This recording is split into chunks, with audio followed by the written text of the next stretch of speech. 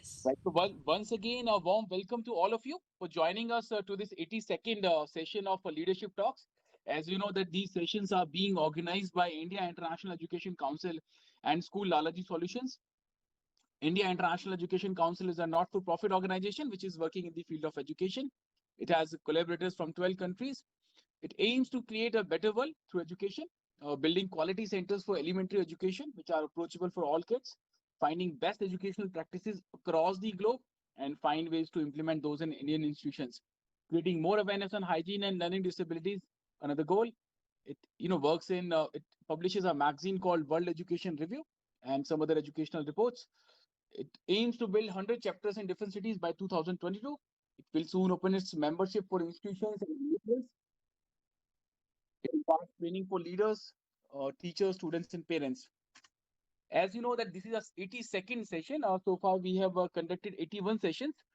We have received 7,418 registrations. During those sessions, 6,621 questions on national education policy. We have seen participation from 5 countries: India, USA, Qatar, Saudi Arabia, Nepal. In India, we have seen participation from 19 states and 80 cities. We aim to organize 200 sessions. We would be reaching out to 100,000 educators and 20,000 institutions, and 1,000 plus eminent speakers like today's speakers would be joining us to share their perspective on national education policy. So with this, I would request, please join me in welcoming our key speakers for this session. Our first key speaker and the moderator for the session, Rakhi Verma ma'am. Rakhi ma'am has 17 plus years of experience in the field of education. She is a university gold medalist in postgraduate diploma in school leadership and management from IGNOU. She is also the recipient of a global teacher accreditation from British Council. She has served as principal of Ryan International School, Gurugram, and Heritage Global School, Faridabad. She is also a CBSE resource person for capacity building program.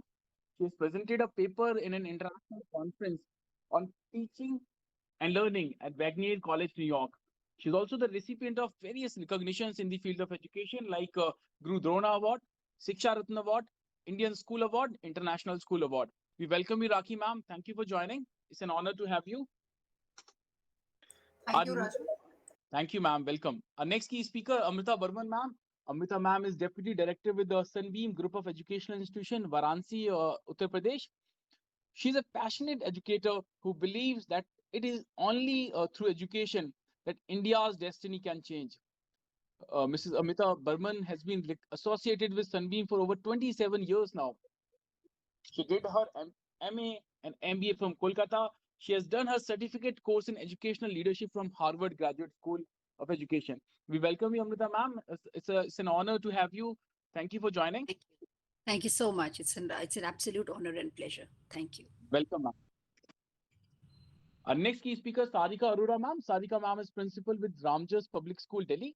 Sarika ma'am is a dedicated educationist with over 25 years of valuable experience in the field of education. Uh, Children are the prime focus of all her effort and work. While she has been a passionate and caring teacher, she sincerely believes that real education lies.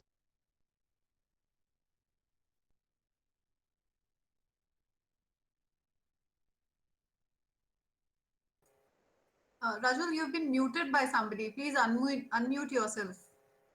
Right. Thank you, Rakhi ma'am. So, as you know, that Sarika ma'am, she is constantly striving to make education more well-rounded, useful, and fulfilling to learners. She's an effective administrator with a steady vision. We welcome you, Sarika ma'am. Thank you for joining. It's an honor to have you.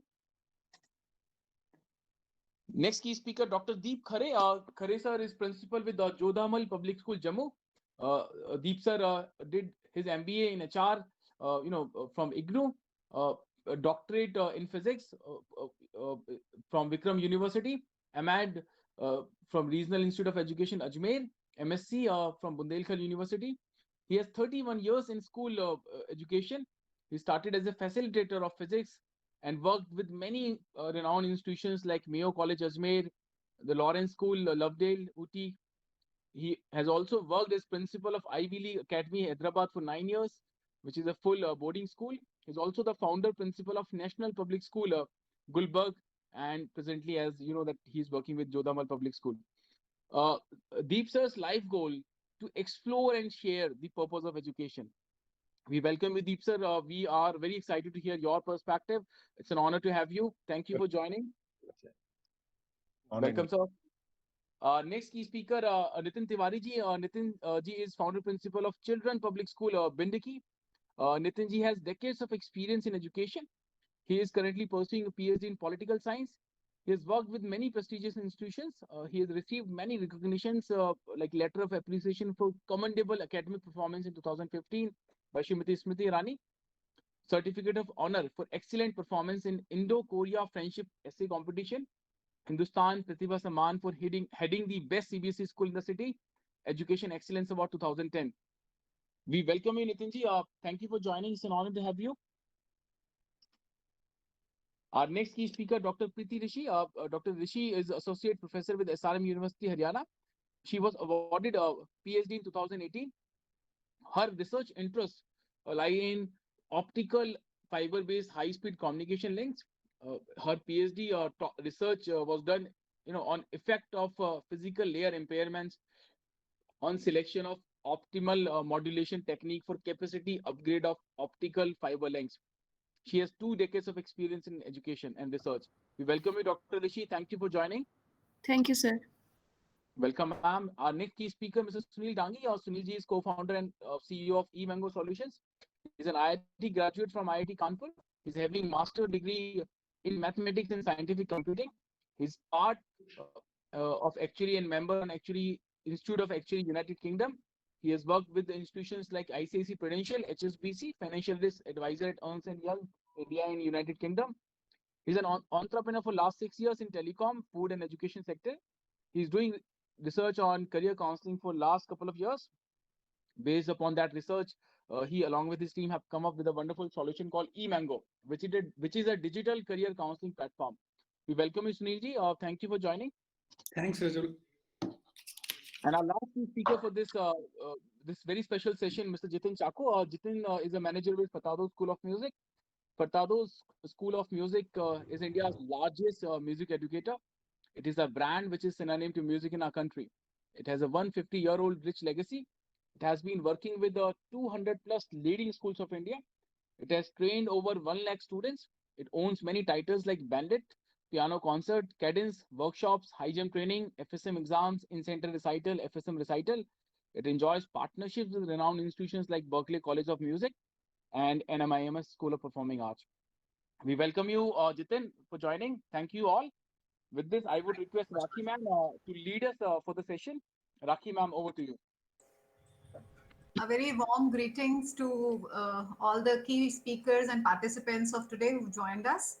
On behalf of School Lalaji and IEC, welcome you all for this leadership talk that we're going to have. Before we begin the formal session, I'll quickly walk you through the key highlights of the policy. Just allow me to share my screen.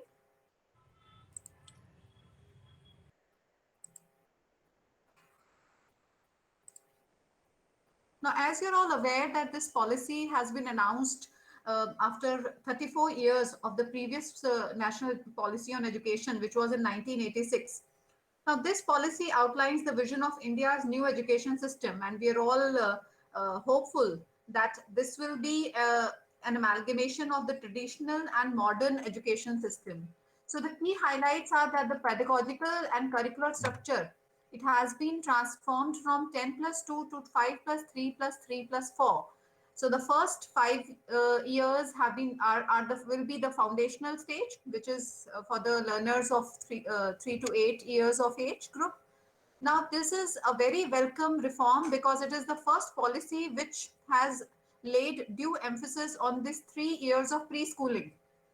And these years have been brought under the purview of Ministry of Education. So this is a very welcome reform. Now this stage includes the 3 years of preschool and the 2 years of classes 1 and 2. Emphasis has been laid on the early childhood care and education to help students develop social capacity, sensitivity, good behavior, courtesy, ethics, and attain foundational literacy and numeracy. And a lot of emphasis has been laid on joyful pedagogy for this stage.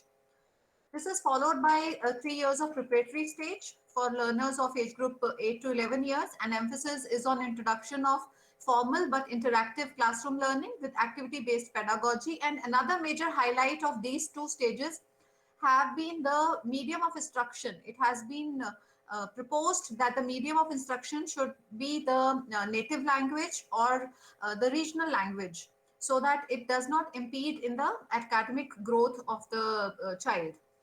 Now, this is followed by 3 years of middle stage, that is for age group 11 to 14 years. So this is classes 6 to 8. Here, there will be introduction of subject teachers and discussion of more abstract concepts and relations among different subjects will be encouraged. And it is from this stage that the vocational and skill education will also be introduced, followed by 4 years of secondary stage. Now, this is classes 9 to 12th, and another major highlight for this stage is the multidisciplinary aspect which will be introduced. So the silos of the stream system, which we have been seeing till now, that will be dissolved, and the children will have a greater flexibility in the choice of subjects with a focus on holistic development of learners, infusing critical thinking. So a lot of flexibility has been given in the choice of subjects, and we will see that in the entire policy, the students have been kept at the center. Now, experiential learning has been emphasized for all the stages. Vocational courses will be introduced from class 6 onwards: carpentry, electric work, gardening, pottery, etc. And a lot of emphasis has been laid on hands-on learning. Art integrated projects, sports integrated projects, and storytelling will be emphasized on. Bagless days will be encouraged. So topic-centered and project-based clubs and circles to be introduced in all subjects: science, maths, chess, drama, health and well-being, yoga, eco, and debate. So there will be a shift from textbook-based rote learning to experiential learning. Assessment and exams. Now the board exams, they will be redesigned, and it has been proposed that the board examination will have lesser stakes. The standards of the board examination will be set by an assessment body, PARAK, Performance Assessment Review and Analysis of Knowledge for Holistic Development. Now, the aim is that these examinations should test the application of knowledge and not just rote learning. Students will be able to choose many of the subjects in which they want to take board examination depending on their individualized interest. And they will be allowed to take board examination on up to 2 occasions. Now, one will be the main exam, and the other one for improvement if the child proposes to give. Now, students will be taking up a centralized exam in classes 3, 5, and 8 also. So now this is another reform. So these additional milestones have been laid. Now the aim is that the testing of or gauging the learning outcomes can be done at appropriate milestones, and so that proper remediation can be provided to the children timely. The progress cards will also be reformed. So the progress cards will be more holistic, covering 360-degree area of the child's personality. It will be a multi-dimensional report reflecting the progress and uniqueness of the learner. It will cover cognitive, affective, and psychomotor domains of the child's personality. It will include self-assessment, peer assessment, mentor assessment, and the progress of the child in various activities undertaken during the assessment period. So it will not be just talking about the marks the child has achieved in the pen and paper examination. So it will be a reflection of the child's overall achievements through the time period of assessment. Now, in higher education, the National Testing Agency, NTA, will be set up, which will offer a common aptitude test. Now, this test will make the child eligible for admission in higher educational institutions. Multidisciplinary bachelor's degree with multiple exit options will be introduced. So, if a child drops out because of any reason, so depending on the time the child has spent for that course, so he or she will be awarded a certificate after 1 year of study, diploma after 2 years, degree after 3 years, and degree with research credit after 4 years. Now, there are multiple entry options also, because an academic credit bank will be created for every student. So depending on the credits the child has accumulated, the child can pick up from wherever he left. MPhil courses have been discontinued, and IITs to make changes embracing diversity of learning. So here you're talking about end-to-end transformation. Now, I would request all our speakers to kindly give their opening remarks, and I would also request them to kindly restrict to a time limit of around 1 minute, So, what is one point that you find most laudable about the policy, which excites you the most, or any concern that you have that, okay, this is not very practical, or this is something which cannot be implemented, or this is something which will, maybe hinder the child's progress or growth in the long term aims of education, if you're talking about. So, I would request Madam Amrita Burman, ma'am, if we can hear from you, your opening remarks about the policy. Right. Thank you. Good afternoon, Jai Hind to everyone. And as already explained by you, there are many, many points in this the new education policy, which was a very long-awaited document. It's come after 34 years. I think there are a number of points in this which are absolutely laudable. So the few things that I just want to touch upon quickly. I think it's an extremely inclusive document. It actually takes care of the complete gamut. All stakeholders have been taken care of. So we are talking in this about the specially able children. They've also mentioned the gifted children. They talk about the socially and educationally disabled group, and they talk about a gross, everybody coming into the GER that they've spoken about, where by 2030, they want to take everybody into the gamut of education, all children, which I think is something that has been a matter of concern when it comes to many children not being a part of the education system completely. They are, another very important thing is that they talk about the true purpose of education in the document. There's a lot of emphasis on learning outcomes and on the pedagogy. Now, coming to the most important and some of the points that are my favorites, which I'll speak about a little later, but since you said we should mention it, I'm mentioning it. One is the assessment pattern, which has changed. I will be speaking a little about that. I think that's extremely important. The other is the fact that teachers have been looked at in a very different light and got a lot of respect, I think, with this new document. So that's another important part. And the third is the early education, because that's very close to my heart. So these are the three, points of the education policy which are close to my heart, and I'll be speaking more about that later. Thank you. Thank you, ma'am, and we look forward to hearing from you in detail about the points that you've mentioned. I now request Sarika Arora, ma'am. Ma'am, if we can hear from you, your opening remarks. Yeah, good afternoon, all. And it has been a real nice start where the NEP by the government has been a major breakthrough after so many years, 30 years or so. And as the earlier speaker said, that early education, which was a neglected sector, it has got a fillip, and I hope, because it was a most unorganized sector, and the children who were so young at the age of 3, many schools, they were made to write, and along with the pencil, and their gross motor skills and their fine motor skills were also not developed at that time. So all those things were not taken care of because it was an unorganized sector. And many schools, they were trying to force the children to put the things in such a manner that they were totally starting with the academic work in the beginning, and no playway method was being used. So now these things are going to be rectified, which is a very good step by the government. Another thing is that we had been continuously going through the rote learning process, where children were just made to learn everything and vomit out everything in the paper, and they would not understand the things. And although we were using these things of comprehension and understanding, but actual understanding whatever was going on is not really clear.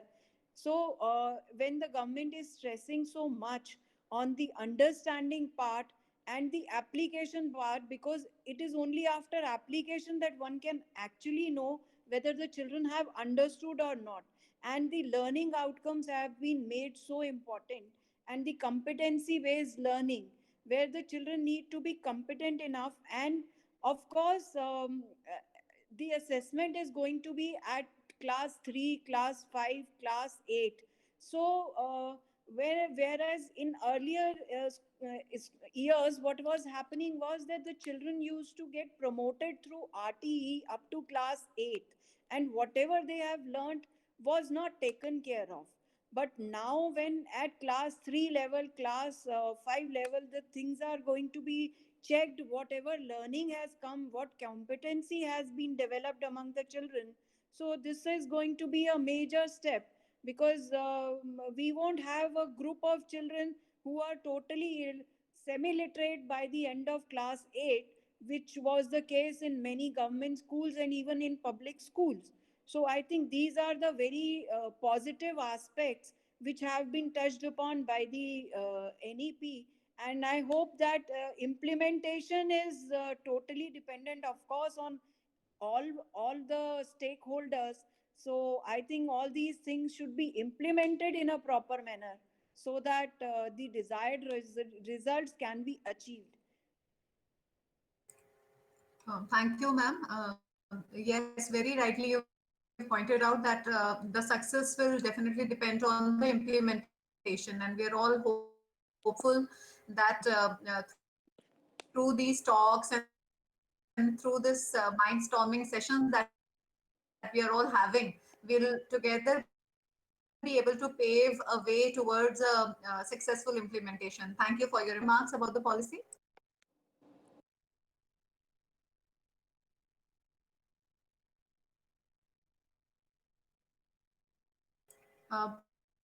Please unmute yourself, sir. Ma'am, Rashi, I couldn't hear you. Is my time to Yes, speak? sir. If you can have your opening remarks, brief remarks about the Yeah, policy. yeah, I understand. Thank you, Rakhi. Good afternoon, everyone. It is wonderful to meet again, Ma'am Amrita Burban. We have shared the place, I think, earlier also once and twice, and to see some new blood trying to reduce my age average, that's wonderful. And of course, discussing national education policy for last, I think, 1 year now, or say 8, 9 months. I know. I means I'm excited, of course, but uh, my point was more of education than the policies, basically. Uh, it is great overall changes which has been put across. If they are implemented very well, the world will change. Even in the last policy we see, if it was implemented very well, we would not have reached today to talk about for a new policy. This is what my personal feeling is. Just because that I have been teaching physics, and somehow my children were never into rote learning. In spite of absence of this new policy, I could do what I thought was right. This is what is my basic point, and I think this is what I have tried to write about me, that we have to understand why we teach, and the policies play a lesser role in it. As a teacher, what is going to happen in the classroom? If he is clear what he is expected to do and what he expected to let children start doing, I think a lot will change. You please understand, the policies will reach to the last teacher of this country will take multiple years as such. It will be discussed by people like all of us and few more policymakers and the management. What about the teacher who's teaching the classrooms? Education will change when the things change in the classroom. As long as we keep on asking questions which has answers in the notebook, nothing will change. In the name of experiential learning, a demonstration in a classroom will not make, we can take a column that I did some activity in the class, but this is not going to be called an experiential learning altogether. I am very excited about the new report card, and as Ma'am Burman very categorically spoke, the way of assessment. These are my favorite points, because I've been doing assessment in a very different way all the time, and that's why I could tell you that I was not into rote learning and teaching the children in a way that they can answer my question by preparing. They're ready for it all the time. We don't have to take a test and let them give time to prepare for the test. They should be ready for life. And this pandemic has taken us off guard. No, can we prepare for such kind of things? And we survived. I think this is something, because learning is taking place right now, that there will be problems for which you can't prepare. So why we take tests for which a child can prepare and pass? We should make them ready for all kinds of eventualities. We should have life skills first, then the 21st century skill can come. I could see in so many, they should have, critical thinking. They should first understand the meaning of thinking. Most of them, they think that memorization is thinking. remembering is thinking. So this is where the difference has to be made at the grassroots level, at the children, at the pre-primary, primary education. Children cursive handwriting. I'm sure Mr. Dange has not written, I think, for the last 3 months. He must have not used his pen. Who needs to write anymore? Are we teaching children for the past? And we say we are modern? In what way? You don't have to speak anymore. The computers will take your thoughts directly and print it off. And we are busy teaching them cursive handwriting. Which world are we living basically? Let us be modern. I'm not against writing or writing skills, no. But I'm not ready to spend the childhood of a child in learning good handwriting. Rather, you should know what to speak and what to react to. This is what is my personal point about education. We need to change education, not the policies too much. This is what is my overall remark. Please continue. Thank you. Thank you, sir. Very rightly, you've pointed out that the education system needs to be progressive, flexible, and futuristic. And ultimately, we should not prepare a path for our child, rather prepare the child for the path. Very Thank you, right. sir, Very for right. your remarks. Absolutely. I now request Mr. Nitin Tiwari, sir, if you can hear your opening remarks about the policy. Uh, Good afternoon, everyone. Thank you so much. I'm getting this platform to discuss the various highlights of NEP. Thank you, Ms. Burman, Ms. Arora, Dr. Khare also. I'm totally agree whatever points they discussed about early childhood education. Uh, Ms. Arora said about implementation part. Dr. Khare said something which you have to focus on writing skills, not against our writing skills. I'm also very much concerned about these points which are related to education and which is divided into 5 plus 3 plus 3 plus 4. But I am really looking forward for the implementation part because we all seen the CC process also which he implemented in 2010 and how we as stakeholders implemented it. So it is a nice initiative from the government side after 34 years policy revised. But most important is implementation part. As Mr. Burman said, assessment very close to her heart. But I'm much worried about this assessment part, especially for the school students and especially in terms of board examination.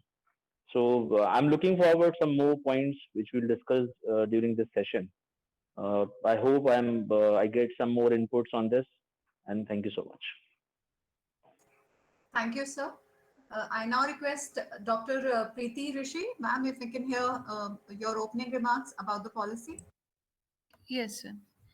Uh, so first of all, I like to thank you for giving me this opportunity. And regarding the positive points, what all I are there, there are number of things that we are very uh, that we find very encouraging, and we are looking forward in this education policy document. That is some of which I am mentioning which I feel are important, like the flexibility of subjects which comes at the higher education level, that students can choose subjects which are as of now considered to be different streams. Like they can combine subjects from science and arts background, and they can choose the subjects which they really like. And another thing is that multiple entry and exit system of getting a degree, that it can be finished after 2 years, 3 years, or 4 years and given different certificates according to how many credits they complete. Another thing is credit transfer. They are proposing of transferring credit from one university to another. And promotion of traditional arts is also being proposed. So that also I find very encouraging. And all of this is combined with the use of technology. Like in this pandemic time, we have seen how much technology is important, and it has helped us to survive. So this is a challenge at the same time. So because if we want to implement it over the entire nation, we first need to have that robust uh, structure to back up all this. So, in my talk, I will be talking about some challenges that we think we will be facing in implementing this, specifically related to the curriculum and content that we need to form so that we can implement it. The appropriate teacher availability and training of those teachers, the technology availability at the grassroots level at the government schools, examination structure that we need to have a appropriate examination structure so that we can uh, change our existing education system. I'll be talking little bit about the criticism that is being faced by this policy and what is the way forward, like the legal backing of the national education policy and linking it to the right of education. And in the end, we will hope that this progress from current system to the new system is time bound and there are measurable commitments so that in a huge country like ours we can expect that things do change and it is in advantage to everybody. Thank you. Thank you, ma'am. We are all hopeful that we are moving from one size fits all form of a system to a more personalized and individualized system of education. Thank you, ma'am, for your remarks. I now request Mr. Sunil Dangi, sir, if we can hear from you, sir, your opening remarks. Thank you, Rakhi ma'am, and I need not to say sir to me. I am here to learn from the educationist. For my platform, which we are developing and is in beta version, I would like to start with a statement that one of the toughest question in life to know what I want to do in my life. It is one of the toughest question, and to find out the answer of this is much more tough. 90% of us do not do what we have studied, and we are doing what we haven't studied. So while looking for a job, everybody wants that I want a job as per my interest, aptitude, and personality. But but while choosing a career, while choosing a stream, while choosing a subject, nobody asks for this question, and nobody want to find out the answer to this question.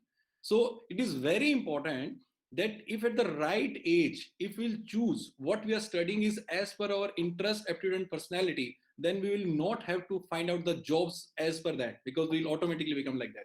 So I'm going to discuss what are the how the career counseling should be done, how a technology can help in the career counseling, how a child can do it a DIY kind of thing, do it yourself, and what are the problems in the existing system. And I'm very happy that in the new education policy they have tried to give extra wings to the child, where the child will be choosing the subjects instead of the streams. And that's how the child will, as I was when I was a student, uh, I was good at math, so people told me that go for the non-medical. I took the non-medical, but I wanted to study economics also, political science also. I couldn't do that, but this education policy is allowed to do so. So I'm very happy that it has come, and how a technology and DIY kind of things can help to a child, to the parent, to the teachers, to choose the right career at the right time. Thank you. Thank you, sir. We look forward to hear from you the details of your application. I now request Mr. Jitin Chako. Sir, if you can know your opening remarks.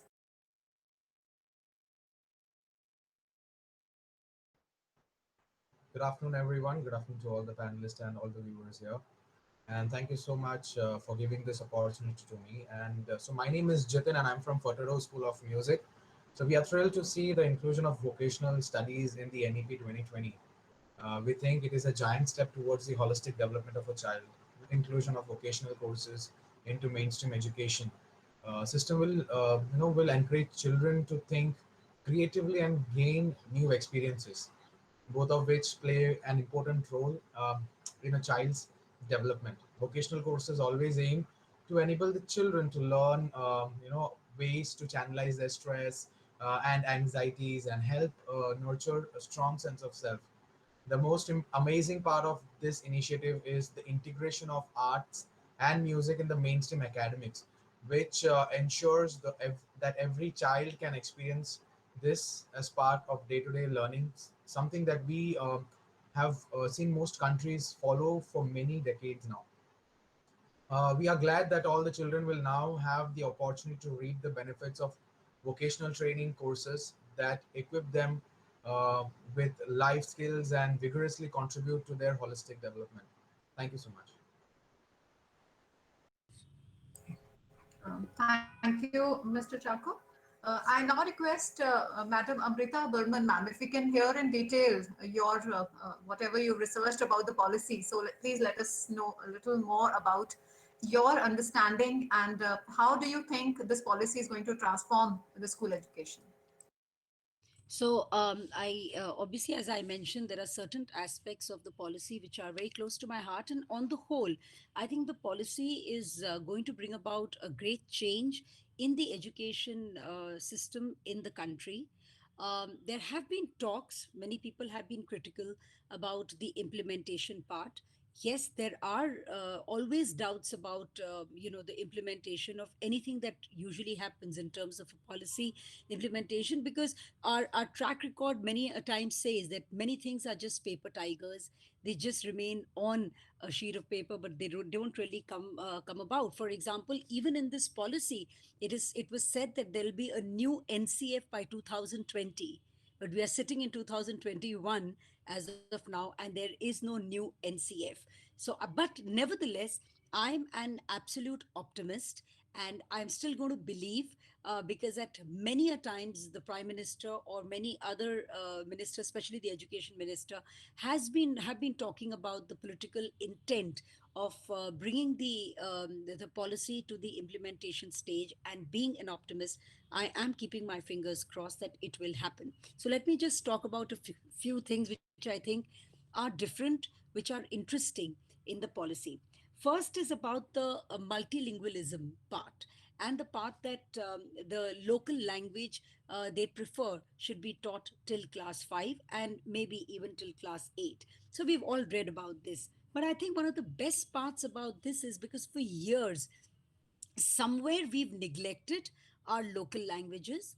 And if we look all around, we see that all nations that are progressive, which actually have a good education system, whether it's Japan, or now it's in fact Shanghai, or it's Finland. We all look over, around in most parts of the world, it is always the local language that has been given a lot of emphasis, because a child actually understands the best in the local context and in the local language. So the emphasis on that, I think, is great. Also, the fact that the textbooks are going to be translated in the local language is important, because the most important thing is a child should understand. The NEP is talking about the understanding of everything that is going to be transacted in the classroom for the child, rather than rote learning, which everybody has mentioned. So at times, initially, children actually struggle because they don't understand. So I think just to make a child comfortable when the child is young and comes to the school. And of course, it has also been proven that you can teach a number of other languages, because children learn languages faster when they are younger. So it's one part, the multilingualism part, the other is the local language. I am absolutely in love with this part. Of course, there have been the way the NEP talks about building values in children, skill based learning, everyone's been speaking about. That's another, I think, great aspect. There, of course, talks about the scientific temperament. I also want to mention what Mr. Chaku mentioned about the integration when it comes to all kind of arts, music being one of it.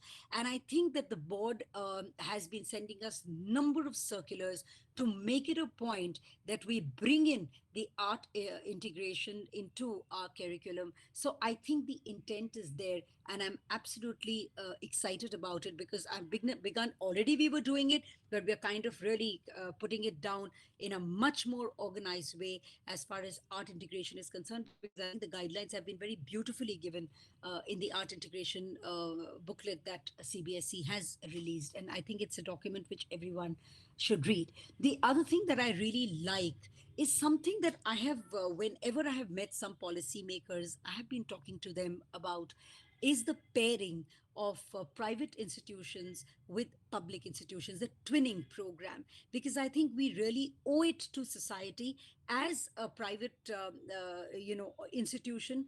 I think that's our way of giving back to society when we, kind of twin or pick up pair up with a government school. And I think we've all been doing it for years. So I don't want to emphasize too much about it, but I think the kind of empathy that comes up when students do that, when they go to the government schools, when they see the way children from humble backgrounds are making, struggling and making it big in life, I think there's a lot of learning in that. Plus, we also do our responsibility towards society.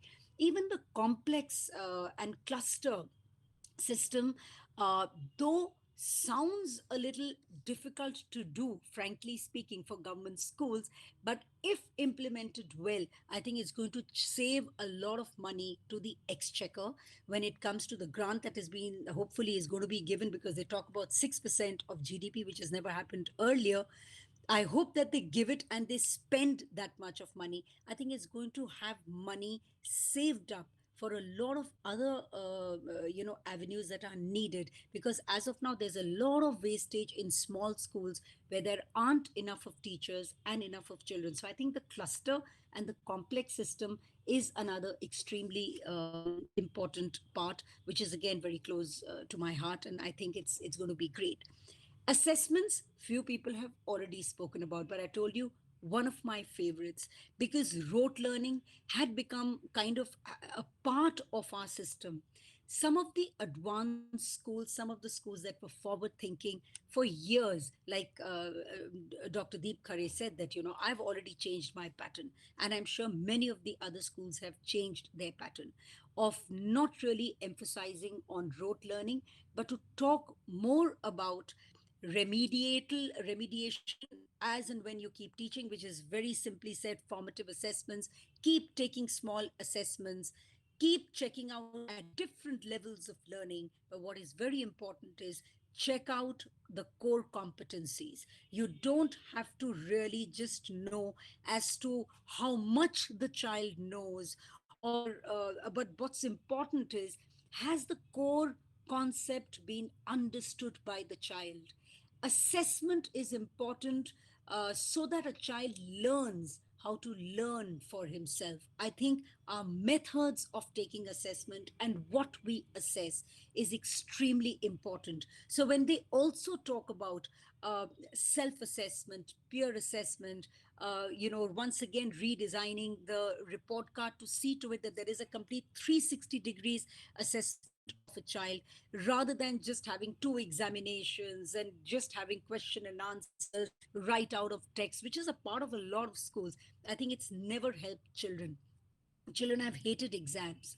But what's important is, if the assessments are holistic, if a child finally realizes I have a gap in learning, the teacher realizes there's a gap in real learning, goes back, fills up that gap, and there is clarity, obviously the child falls in love with what the child teaches. So I think assessment in the right way is going to make children fall in love with what they are teaching, what they are learning. The other thing in the assessment is the pattern of boards, which you already, Raki, mentioned, that the boards are going to become easier. They are going to again talk about core competencies, and also the fact that I have a choice of taking the board twice. I can improve if for some reason, unfortunately, I've not been at my best when I gave my first examination. I think these are very important. And the semester system that is going to be introduced in classes 9, 10, 11, and 12 is also going to stop this coaching culture, which has become a big menace. Because when you have repeated examinations, attendance becomes better in schools, and there's going to be number of assessments rather than just two assessments in the year, or some of the schools just have one in the seniors because they want to make it a little easy for kids. So I think the assessment pattern being spoken about, it's all there in the NEP, so I don't want to keep talking about it. But the fact is that I think it's at the core of NEP, because finally what you transact in the class will be guided with the way you assess your children finally. So if you want to change the pedagogical systems, I think assessment is very, very important. The other thing which is really very, very laudable is when they speak about teachers. I think the 4 years B.Ed program, I remember, like many of us, when we all visited Finland, I was always very, very enamored by the fact that, right after your class 12, you could take up teaching as a career and therefore start getting into learning the methods of teaching much earlier. Because once you take a decision at that stage, you're committed to that profession. All the while in India, teaching has not been a career choice for most of the teachers. It's always been chanced upon. So I think the fact that you're going to do 4 years B.Ed means that you're not only going to be committed to that profession, but you're going to be doing in depth research on what you're going to be teaching and how you're going to be teaching, the pedagogical aspects. So I think the 4-year teaching program, the degree, I think is something that is going to change the way our teachers make their choice and the kind of teachers that come to the classes. Besides that, TET was always there, the CTET and the TET, etc.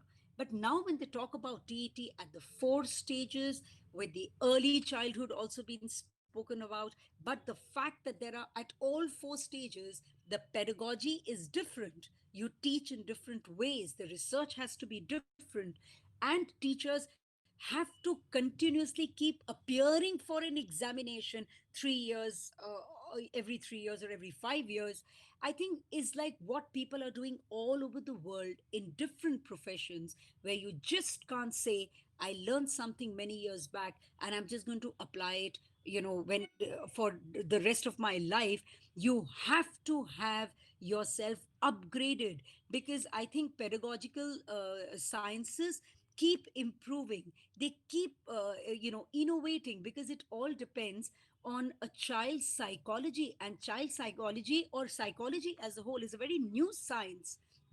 Every day there's something new coming up. So I'm happy that they talk about every 3 years or 5 years teachers taking an examination, so they have to study and there'll be a new whiff of air in the classrooms when they teach. I loved it when they talk about the 50 hours of professional development, not only for the teachers but also for the leaders.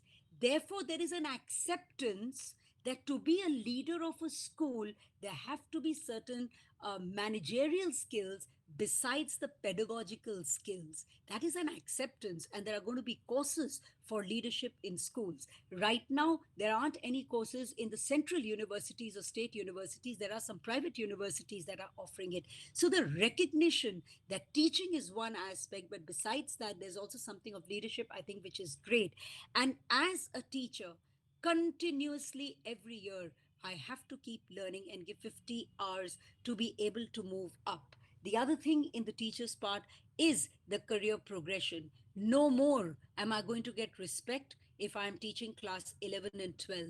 Even if I'm teaching the early childhood, I'm still going to get similar amount of money, and I'm going to get similar amount of respect, because unfortunately in our country, with money comes respect. So if I get a good salary, I'm going to have better acceptance in society. There'll be more respect, and most importantly, it's going to be a profession which is going to attract better people to come in, because they're going to be attracting more money. At the end of it, everybody needs that. So people are not just going to be running behind the other careers which fetch money. Even teachers are going to be making money. So I'm glad that there are going to be 4 levels, and in each level there's going to be progression. So I think that's another thing that's going to bring the really badly needed respect to teachers.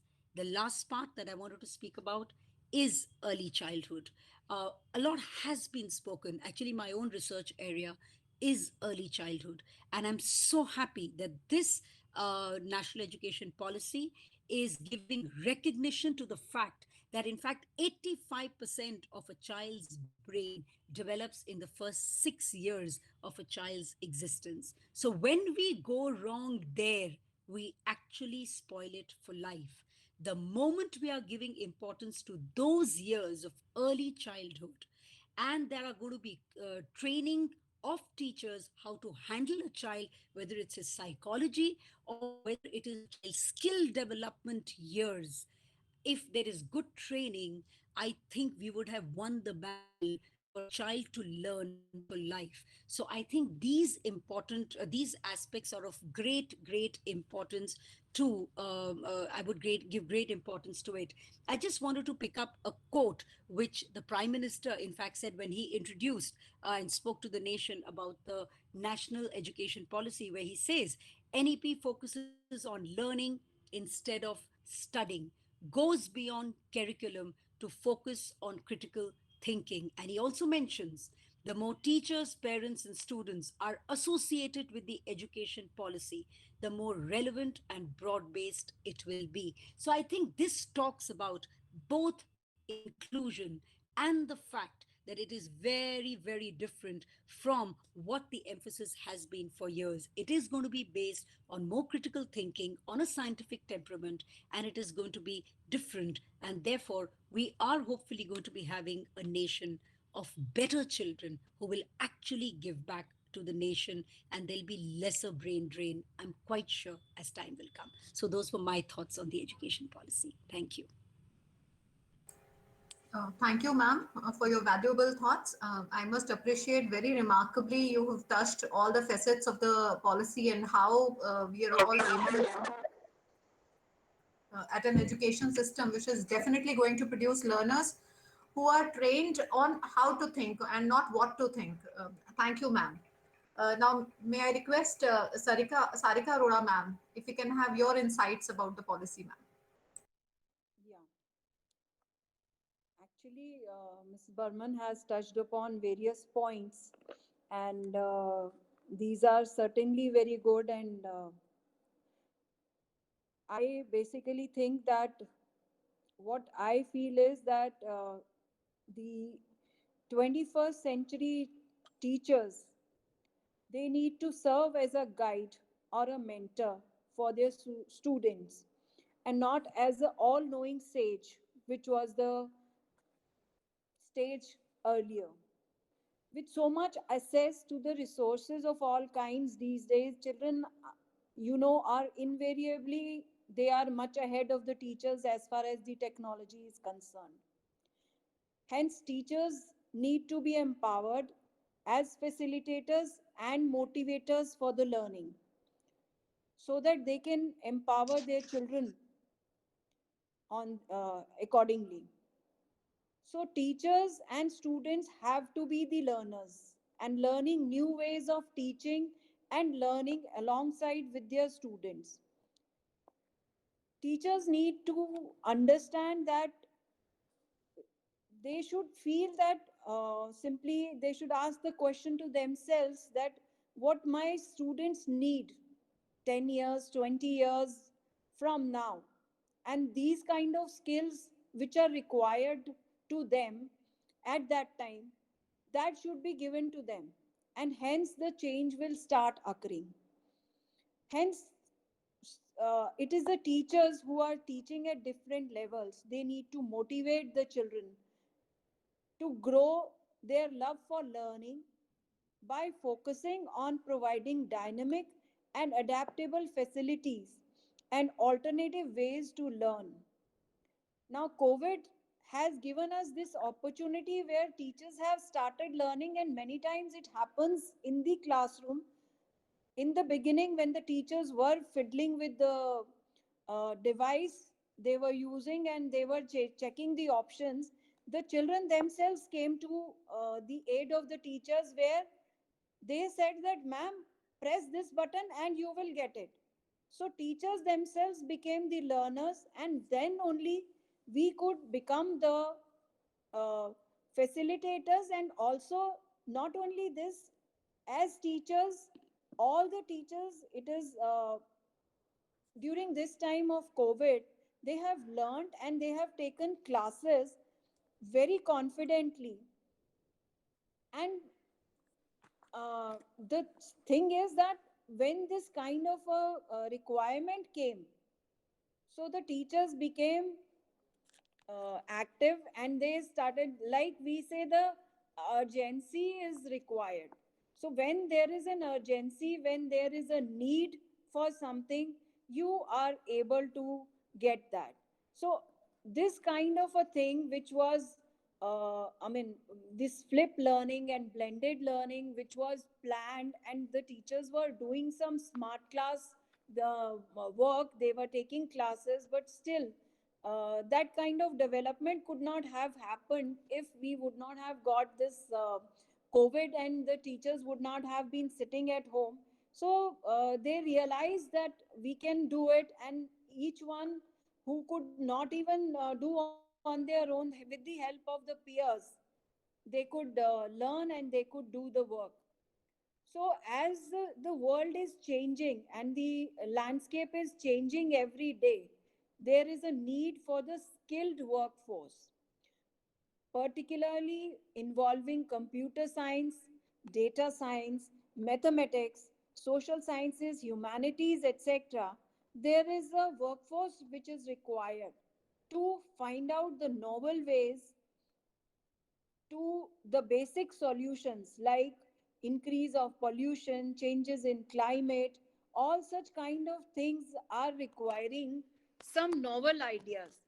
And therefore, with this quickly changing employment landscape and the global ecosystem, it is becoming critical that students learn.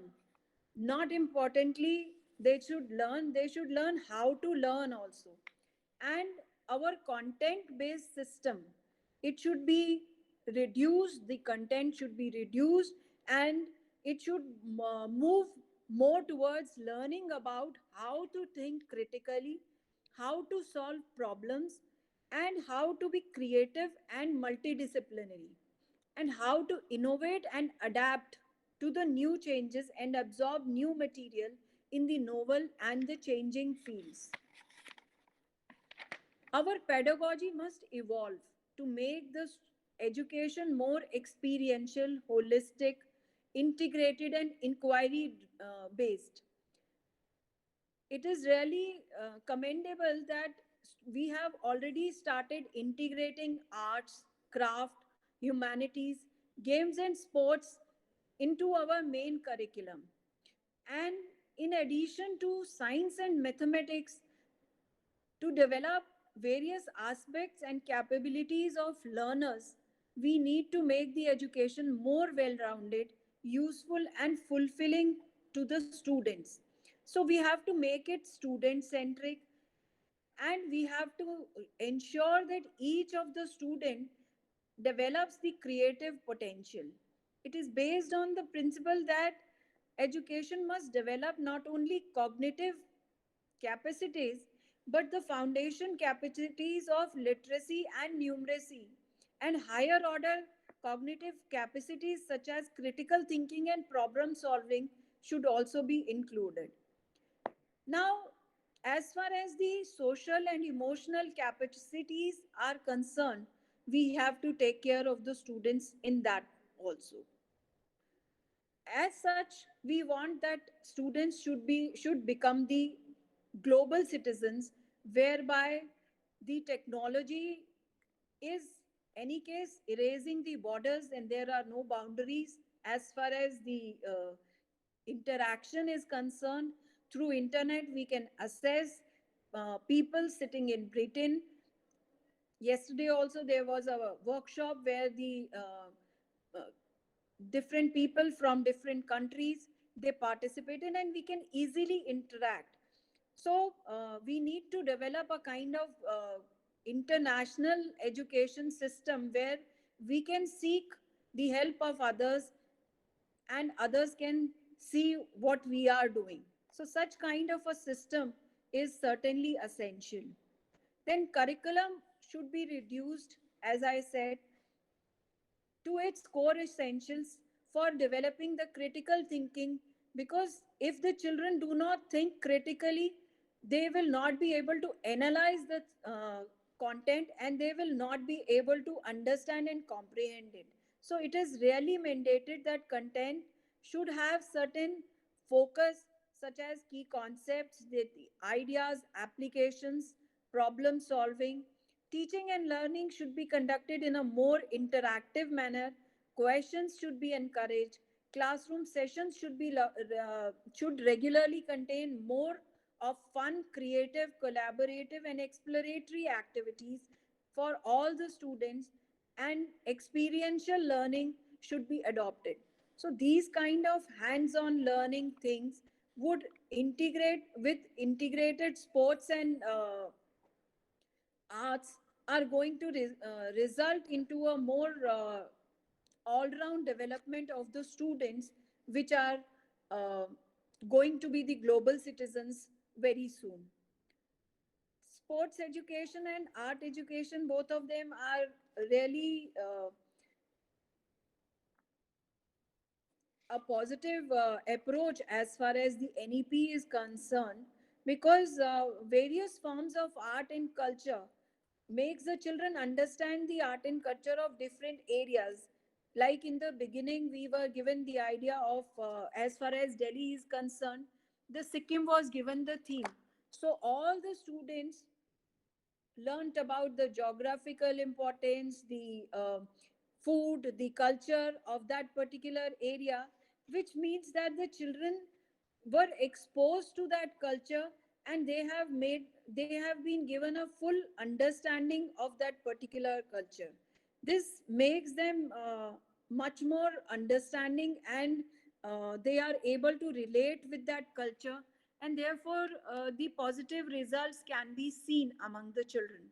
Similarly, sports integration, it is a cross curricular pedagogical approach, and this it utilizes the physical activities, and therefore the students learn collaboration, initiative, self direction, self discipline, teamwork, etc., while indulging in the sports integration. Hence, they are more responsible towards their peer group, and this team spirit is formed. Apart from that, the when we talk about the implementation of the policy, it is the teacher who is the center stage, and teacher is the face of. So when there is a change in policy, the teacher has to change, which is very essential. And implementing such changes need for teachers training. So all the teachers who are taking the classes, they need to be trained, all the and official staffs, along with preparing a pool of excellent motivating guides. This learning has to be enjoyable and engaging task rather than the arduous exercise, which has been the case earlier. More and more of teacher training for the best and brightest students need to be done, so that after getting this training, the teachers are competent enough, as already highlighted by certain other speakers. The teachers are the ones who are the role models, plus they act as facilitators. So teacher training is very essential, so that our next generation citizens can be prepared. So we need to stress upon the teacher training. Now teachers have to use the multiple skills, and they should help the children on one-to-one individual basis, because as we have been already discussing, that one size does not fit all is not going to work any longer. Because earlier this is what we have been doing, that the teachers have been trained accordingly, and different areas, different regions have different problems. So maybe some people have different problems, so one size will not fit all. Similarly, digital adaptation is very essential as far as the teaching faculty is concerned, because blended learning, flip learning, mobile learning, all these things need uh, technical upliftment of the students, as well as the teaching faculties, education for the global citizenship. Then life skills, the teachers also need to be trained so that the students can be given the proper uh, exposure to the life skills, because it is ultimately the aim of education is self realization. So when we talk of self realization, it is not just the preparation of the student for a class 12th exam, or a preparation to be a for the good employment. It is for the whole life, where the child has to have the knowledge of becoming a good citizen. And he the earlier person in the even in our ancient times, Indian knowledge thought has been there, where the pursuit of knowledge, wisdom, and truth, all these things were considered as the Indian thought and philosophy, and the education was meant for the self realization. Hence, it is essential that we make the complete Can I realization please and request you preparation to of the self. kindly wind up a little faster, because we'll come back to you during the question answer sessions. Sure, If you could please wind up quickly, like please don't mind. We'll come back to you when we have the question answer session, so that we have enough time in the end. sure, that's fine. So the basic idea is that we need to have good education for the citizenship. Thank you. Thank you, ma'am. Very rightly, you've pointed out the significance of us to adapt the changes which are happening, because even Charles Darwin said it is not the strongest of the species that survives, not the most intelligent. It is the one that is the most adaptable to change. So it is high time that we identify the tools, the technological innovation as tools to enhance education rather than tools of, obsession in the hands of children. So, thank you, ma'am, for your very valuable thoughts. I now request Dr. Deep Khare. Sir, if we can hear from you. Ma'am, Raki, thank you very much. It was wonderful listening to Ma'am Amrita and Ma'am, I forgot the name, Ma'am from Ramjas School. It was indeed lot many points has been taken care of, and Ma'am Amrita Burman anyway, or as usual, has taken care of things in detail, and her experience with all these things is wonderful. And I rather would like to speak on my personal experiences, which I think I am good, I think at the best at. And I'll start by saying that in last 31 years of my teaching career, I always thought that education in the local language should provide two things to a child, that he should end up having some common sense and has wisdom. I count these two as life skills, which are good enough for 21st century, 22nd century, 23rd century also, if he survives. And if he has these two, he will take care of rest, all the learnings when, as and when time basically asks him to do. But how to create this common sense as well as the wisdom? Somehow, when I see the children coming to school, we do not let them have common sense. We ask them to behave in a particular manner, and we had, as somebody said very rightly, we same side fit all kind of thing we do. I will just try to make a point by asking one question and another question to make my point clear, that if a teacher asks a child in a group of children in a class that write names of 3 vegetables, all right, and to his or her surprise, that out of 41 child may write different, any one of the 3 vegetables different, otherwise all 40 will write same 3 vegetables because they are there in the notebook of the child. My point is, in place of asking this question, if the teacher asks, write 3 vegetables name which you had in last 1 week. Now for this question, do you feel a child has to prepare? Is to take tuition? Or we have to get the parents' consent for this? We are going to ask this question to your child, don't mind. So my whole point, which I have been practicing for 30 years, was asking right questions. Asking questions which are probing, for which child don't have to go through the books and whatnot. He learns from life. So my every class, if it was there, was to do something with the daily life of the child. The children learns much more physics out of classroom than in classroom. Of course, a lot more than classroom in the labs. But for me, in the last 31 years, the biggest lab was home or the society or the world. not the classroom or the physics lab of the school. Because the real life experiences that children have been my source of learning. I repeat my points. The real life experience of children used to be my biggest resource of learning and teaching as well. I've been giving this example many times that I never flew well before my children started flying out. Used to go to Dubai and whatnot. I'm talking about say 20 years from now. I haven't taken a single flight by that. I've not also even seen a plane by that time. I used to ask them what happens in a plane. How big is it? What are the kind of seats and how long does it take? And I used to learn from them as a teacher, and I used to reflect what I learned to my children. It can be anything.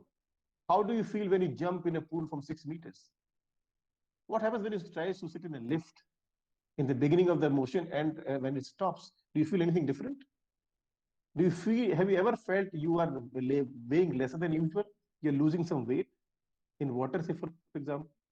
Somehow, what I'm trying to put across that a lot of so-called learning can be done by respecting the experiences of children. Each child learns round the clock. As somebody said very rightly, that let us stop behaving like gods. Let us not take complete responsibility to teach that I only can teach everything. No. Let us let children to experience and learn on their own. Let us make them independent in learning. Let us make them responsible for their learning. Let us not take only on our shoulder that I will only teach, you always do nothing. These are my first basic point, which I have been using all my life, that for me, the biggest resource of learning and teaching was children themselves. Their experiences were the experience of learning.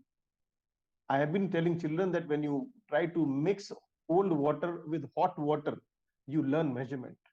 When you pour 2 spoons of sugar into your mug of milk, that is measurement. Coming to chemistry lab and using one's pipette in lifetime is not only the learning and of the measurement.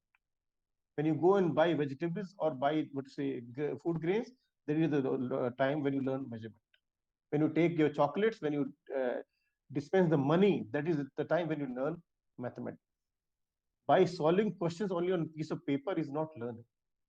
So the application, what all has been taught in all subjects, I'm saying now as a principal because I'm into this line now for 31 years, that whatever anybody teaches in any subject at any level, except I don't talk about professional courses and whatnot, is available in the life outside. If a teacher starts connecting his complete teaching with daily life, they will not require revisions. They will not require rote learning altogether. But you have to ask right questions. Dear colleagues, to those who are listening to me, we all know what is the meaning of red, yellow, and green lights on the road, traffic lights. We all have knowledge of it, but we at times don't have sense of it. We don't stop on red light. As a teacher, my endeavor should be that I provided sensible education, a purposeful and effective education, not the knowledge, but the effect of it. If I talk about hygiene, each child should know he has to wash his hands very well before he eats. If you know about other things about diet, you should know what to eat, what not to eat. You should not keep on just writing essays and debates and whatnot, but he doesn't do the same thing in the life. We're just creating somebody who has a good mark sheet, but he is not worthy of that mark sheet. The whole idea of rote learning and unnecessary mark given will come to an end, basically. Therefore, as Mamta Burman also said, that I'm also looking forward the 3 degrees change in assessment system. But I have my own apprehensions about it. Everybody talks about competency-based learning. Being a teacher of physics, I always have thought and understood that the best way of assessing anybody's competency in my subject physics is when he performs an experiment in front of an external. When he is being interviewed, taken viva about what all he has done and what he is doing as of now that time. But to all of our surprise, and you all know very well, that every child in this country gets 30 or 13 practicals. It means every child in our country has got the most competent knowledge of subject. The children who goes through ASL and whatnot, the kind of, again, testing, everybody gets full marks. Aren't these competency-based learning? There's no rote learning required there. There's no writing required there. Still, everybody getting full marks, no? So A grades are coming in everything. So until unless we are going to check it rightly, until unless all the teachers are competent enough to understand what they're doing. As ma'am said, that understanding is very important. The teacher should understand themselves first, that I have to teach to make them understand. They have to understand themselves, and then the purpose of understanding by the children can only be fulfilled, but it's not going to be possible. I do would like to bring your attention something else. It's this blended learning, which is something new which has come up. I think within this 1 year, all of a sudden, the basic technicalities of internet and whatnot has become very important. Whereas as the subject teacher of physics, I thought it is something very basic and everybody has learned it. It is nothing very great personally, what I feel. For me, blended learning is when you blend life with your education. The blended learning for me doesn't mean that if a teacher shows a picture on a screen or a video on a, what to say, uh, a smart board, that is not something blended I have looked for ever. I look for blending of real life experiences of each child on daily basis in each class. Not once upon a time in a given subject. No, every day there is going to be a blending of it. If you ask the experience of children, I think a lot of blending can take place. When an art teacher comes and sits in physics class, and a physics teacher goes and sits in arts class, a lot of blending can take place. By just saying that we started blending art education into our curriculum, it's not something which is going to help a lot. I've seen in the name of would say art integration what all we have ended up doing. It is not the real meaning of it, in fact. Until unless the children start looking at art through sciences, until unless the child understands the meaning of that they are included, they are not two different things. We are putting boundaries. We are putting boundaries. I remember in physics, there is something called physical chemistry. There is a biophysics. There is a biochemistry. We decided to put boundaries. Knowledge is one, understanding is one. So we have to tell children, we have to ourselves understand that for some purposes we have done these boundaries. They're not boundary, they are all together only. It's all holistic. So the idea, the thought process should be holistic. There should be a comprehensive learning, not bits and pieces. I hear all the time, this question will come in board, this came that year. We're breaking the whole learning into pieces. Children are learning answers to the question. I repeat, and I need your attention on this, please. Children are made to learn answers to the question. They're not taught how to solve questions. It takes time. If we start teaching children how to solve problems, then the problem solving skills will be developed. Here, when they're preparing answers which are ready-made available, I don't see many books having questions. I see all the books having all questions solved. Where are children trying to figure out answers? Where are questions available to them which excites them, which really make them interested? So these are the issues which I would like to put across to you. As a teacher of physics, I always have two basically points in my teaching, that each child should be able to figure out his happiness, what makes him happy, and as soon as possible. For that, you have to ask child, what do you want? This cannot happen if you keep on telling, do this, do this, do this. As long as we keep on prescribing, this is impossible to find out what the child likes. I do know many professionals, they are very successful professionals, but they are finding punished when they do their profession. I may know some doctors who hate patients, but they are very good doctors. They are not happy, they are not successful, they are successful for the world. They heart to heart, they're not at peace, they're not enjoying. I teach physics and I enjoy. The best thing I can do, the best entertainment for me is teaching of physics. When I talk about life, when I talk about space, astronaut, submarines, machine guns, that is what makes me on a high. And the children are sitting on the edge of the seat and they are having all their ears, heart, and everything towards me. Then I'm not asking them to copy down anything. In my class, nobody can copy anything. I never give any homework to any child. Do whatever you feel like. If you can't, ask me. We'll figure out something. So this is how things have. It was a wonderful enjoyment teaching physics and learning physics. The question is, are we as passionate as it is? Do we have seen the beauty of the subject we teach? Have we seen the beauty of mathematics, beauty of English and Hindi? How beautiful they are. Do we appreciate ourselves that? That only can go to children. I always have felt pride that if I teach somebody physics, he will only do physics. He will never change his line. He will only do physics all his life. because it is such a great thing. It is such a wonderful thing. So it is what I'm trying to say, that each child should be interested. He should not felt forced that I have to do something. No, I want to do it rather than I have to do it. The same goes for teachers. I want to teach, not I have to teach. I do not have to do an activity because my department is saying or the principal is saying.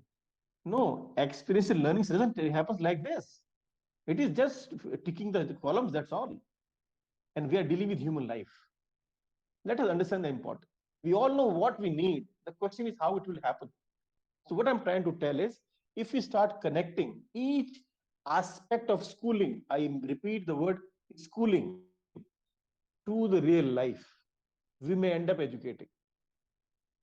The schooling becomes education.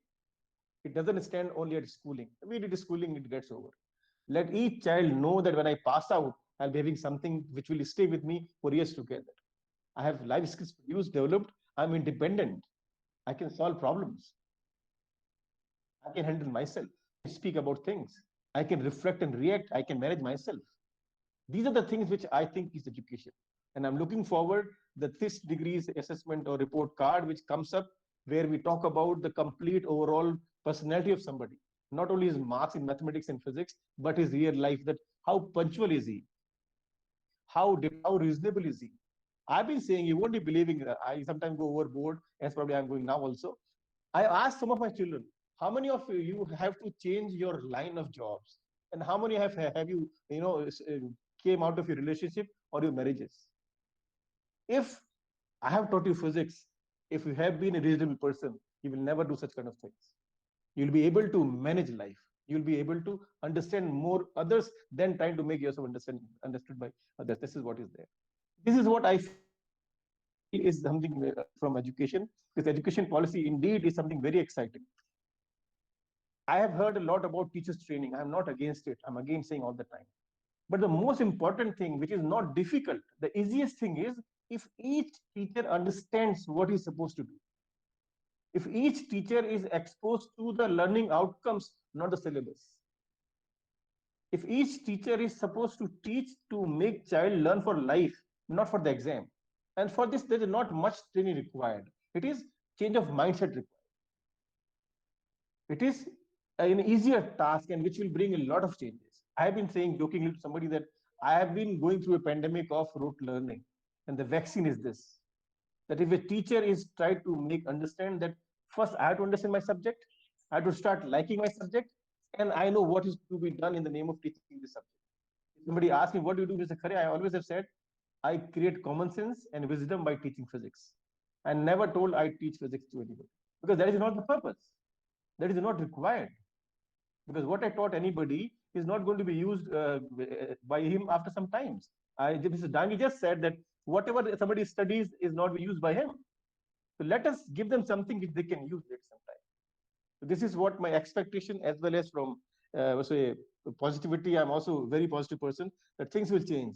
But yes, it will take a little time, and it will serious efforts from all of us. And I'm again saying we need to change the mindset. Nothing more than that. Thank you very much. This is where I am. Thank you, sir. Thanks a lot. And very rightly, you pointed out that education should be a process which trains a child for the life, and not just a process which keeps on adding degrees and certificates in the file. So, and I must say that your students are very fortunate to have a teacher like you. And we look forward that through this standardization of teacher training and a lot of things happening, every student is able to get a teacher like you. I now Thank you very much. request Mr. Nitin Tiwari, sir. Sir, if we can hear from you, your thoughts and insights about the policy. Thank you so much, Ms. Verma, Rakhi Verma. And I listen all the points by Dr. Khare, Ms. Arora, Ms. Burman. If we add all the points which we discussed earlier, starting from early childhood, then we're talking about assessment, then we're talking about implementation by stakeholders, teachers training, and we just sum up all the points. So it is more important, like everyone said, practical knowledge, we focus every time we focus on this point. The practical knowledge is more important as comparison to assessment. Just now is talking about degrees, certificates, and all. One very important point which I really